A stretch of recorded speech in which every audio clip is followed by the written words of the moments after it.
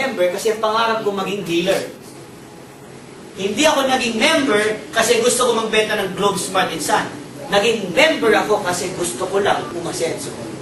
Sino dito gusto umasenso? Taas kamay. Eh, pag-usapan natin mamaya pag-asenso mo, ma'am.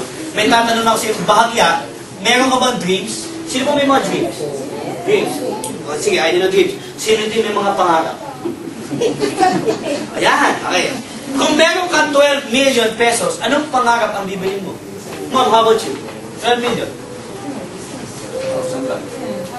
House and lot. Saan, ma'am? And car. Anong klaseng car? BMW. How about you, ma'am? Kung may 12 million, anong bibilin mo? Ganun din. Sir, how about you? 12 million, anong bibilin mo?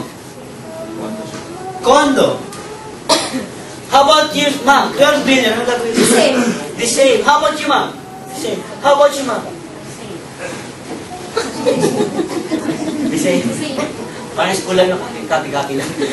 Sir, huli na lang. How about you, sir? Pag nakahawa ka ng 12 million sa palad mo at kailangan mo ubusin sa loob ng 1 minuto, anong unang-unang mong gagawin? Hindi ka nasawa? Hindi ka wala so. Big business. Okay, pag-usapan din natin, guys. 12 million, malaki-maliit. Ma'am, malaki-maliit. Malaki. 12 million, gaano mo katagal kikitain sa ginagawa natin ngayon? Ma'am? Never. Never? Sabi niya, never. Lifetime. Never. Sabi niya isa, lifetime. Parang warranty, no? Sir, 12 million, gano'ng katagal? Ay, years. 12 million, ma'am? Kumikita ka ng 1 million per month ngayon? Mamaya, mag-usap tayo sa mga mga. Di ba? Paturo ka na rin. Sir, 12 million, gano'ng mo katagal kikita yung 12 million pesos? Buong buhay. Buong buhay! Pwede ko ba sabihin matagal? Ano ba kapatid kasi araw-araw ang ginagawa natin, hanap? Buhay. Hindi ka maggumigising sa umaga na pagising mo hanap house and lot, hanap car, hanap condo, hanap base. Ang ginagawa mo, hanap buhay. Para mabayaran mo si Judith. Naghahanap buhay ka para makabayad ka kay Judith. Lahat na may Judith? Yes. Judith ng Meranco. Judith ng bahay. Judith ng tubig. Lahat may Judith. Dara. Ganun tayo ni Judith. Ganun tayo. Judith na kuryente. Di ba? Yan, Judith na yan. Hanggat buhay ka, may Judith ka. Sabi mo sa katabi mong friend, bayad ka ba kay Judith? Hindi mo napapansin, habang tumatagal, yung panahon, umiikli, tama? Tumatanda ang tao. Tumatanda ang tao. Papayag ka ba mamatay, hindi ka nagkakasin natin. Papayag ka ba namatay, yung BMW lang gusto mo, hindi ka nagkakasin. Hindi. Minsan ka na mabuhay, dapat pang mahirap ka. Tama? Kaya may papakita ko sa'yo. Huwag ka na kukuha pa. So ma'am, again, you're not late. You're just on time. Can you tell our friend, you're just on time? Why? This is the best part. Ano itong best part na ito? Sa mga na-late, no, hindi po kayo late. Sa totoo lang, ito talagang pinagtanong itong araw na ito. Ito lang ang kailangan mong intindihin. Ano to? Ang tawag dito, feasibility study. Pag sila ng feasibility study, ito yung pinag-aralan naman. Lahat po tayo pumasok na school? Ito lang nag-school. Okay, sa mga nag-school, no? Di ba yung tatag feasibility study? Yung mga pinag-aralan. Tama? Bago mo pasukin isang bagay, kailangan pag-isipan. Kasi pag ikaw nalugi, sino kawawa? Ikaw rin. Pag ikaw naman ay yumaman, sino masaya? Ikaw rin. Okay. May papakita ko sino feasibility study, nakaset, huwag kayong kuwagap, mabilis to. Nakaset sa worst case scenario. Pag sinabi mo worst case scenario, ito ang pinakamalas na pwede mangyari sa'yo. Okay ba to? Hindi ko feasibility study, nakaset sa worst case. Dito ang buhay mo, ang taong malas daw may balat sa dito mamambalat mo buong. Why? Ang ginawa mo simple. Ang ginawa mo, nung nakita mo yung business na to, sumali ka. You started. Magkano puhunan?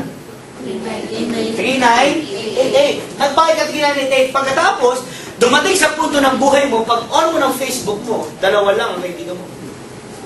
Pag on mo ng Friendster mo, ma'am, dalawa lang ang friends mo. Lahat pa ng testimonial galing sa'yo.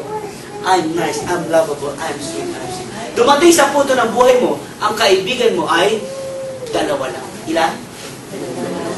Wala nang naniniwala sa'yo. Dahil ang nabenta mo, 2 dealership kits. Ilan? Tapos, wala na. Tapos, ang gawin natin ganito, pangatlo, ipasa natin yung kamalasan.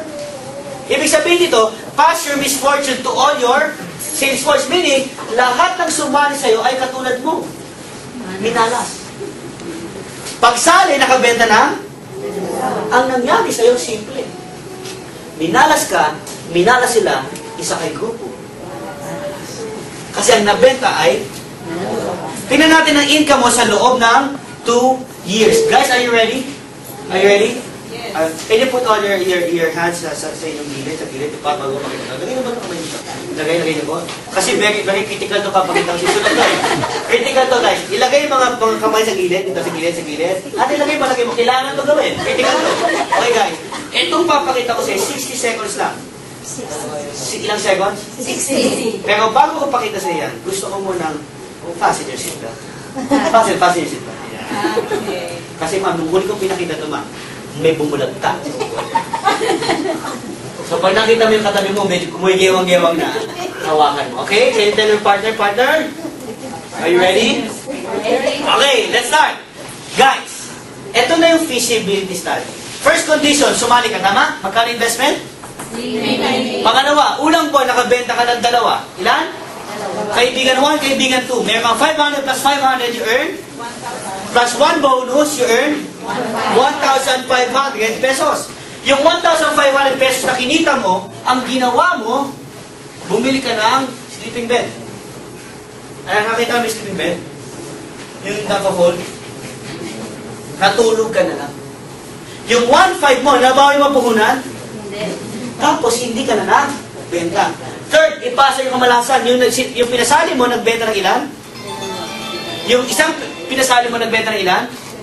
Hindi ka nagbenta, so wala ka natanggap ng 500, tama? Pero may matatanggap kang bonus. Ano yung bonus? Di ba basta may dalawa doon at dalawa dito? 500 each? 500 plus 500, you earn 1,000 pesos in 1 month. Malas? Malas.